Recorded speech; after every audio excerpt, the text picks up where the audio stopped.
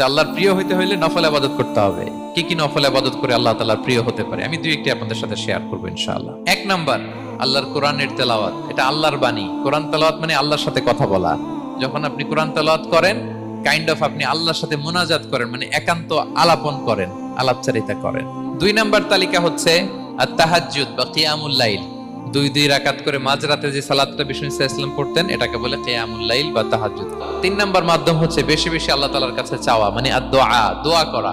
বিষ্ণু সাল্লাল্লাহু আলাইহি ওয়াসাল্লাম বলেন আদ-দুআউ মুখুল ইবাদা, দোয়া হচ্ছে ইবাদতের নির্যাস। এবং আল্লাহর কাছে চাইলে আল্লাহ খুশি হয়, না চাইলে আল্লাহ বেজার হয়। বিনয়ের সাথে চাইতে হবে, চোখের পানি ছেড়ে চাইতে হবে, চাওয়ার মতো চাইতে হবে।